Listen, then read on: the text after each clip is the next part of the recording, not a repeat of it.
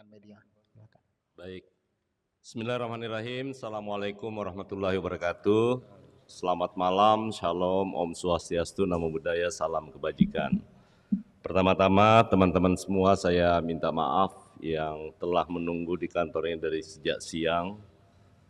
Dan alhamdulillah tadi SK Bapak Presiden, Kepres maksud saya, Bapak Presiden terkait dengan pemberian abolisi kepada saudara Tom Lembong dan juga amnesti. Kemarin jumlahnya ada yang saya salah sebutkan ya. Kalau amnesti itu jumlahnya 1178 ya.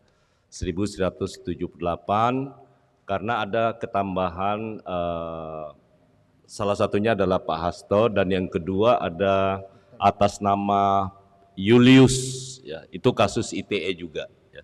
Jadi Julius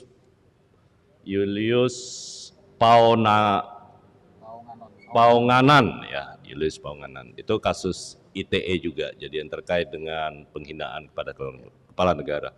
Dan sekali lagi saya mohon maaf karena tadi kami baru menerima Kepres dan harus mengantarkan kepada, tadi saya bersama-sama dengan Menteri IMIPAS di Istana pihak Mensesnek menyerahkan Kepresnya dan kami harus sekalian mengantar ke tadi Pak Dirjen Nahu yang mengantar Kepres ke KPK, saya ke Kejaksaan Agung dan alhamdulillah juga sudah diterima oleh Menteri IMIPAS terkait dengan ini.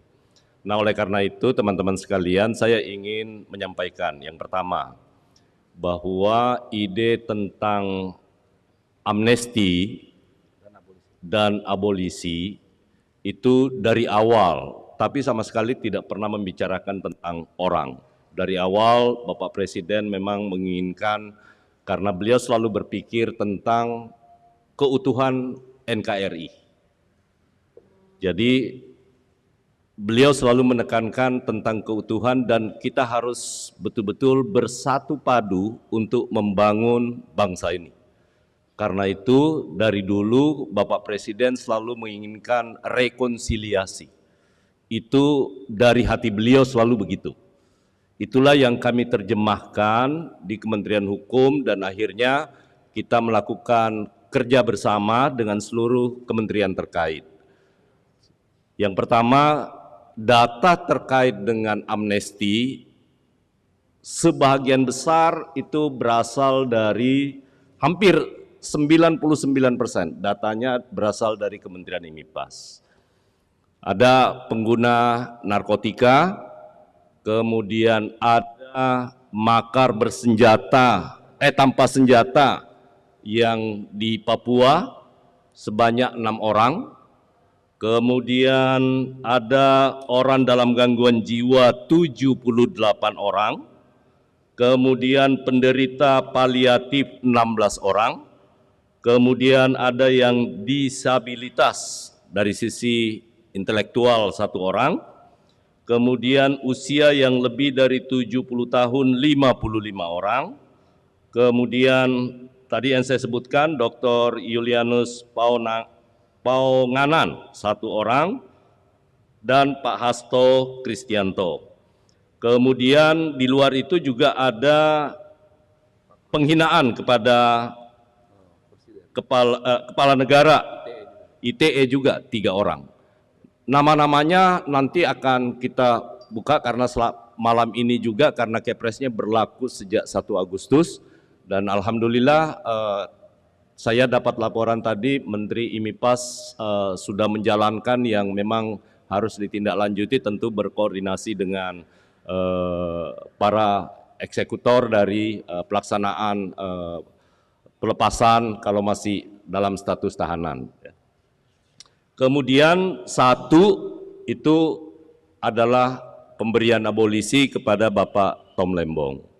Nah karena itu sekali lagi saya ingin menggarisbawahi bahwa khusus yang terkait dengan Pak Tom Lembong, kemudian Pak Hasto sekali lagi, ini bukan soal Presiden sama sekali tidak mencampuri urusan proses hukum.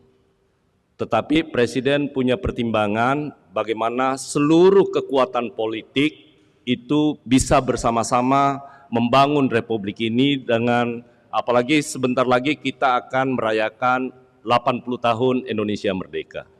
80 tahun Indonesia Merdeka, kita punya cita-cita untuk meraih Indonesia Emas tahun 2045 dengan tantangan global yang luar biasa, geopolitik dan lain-lain sebagainya, maka dibutuhkan kebesaran hati dan kebersamaan.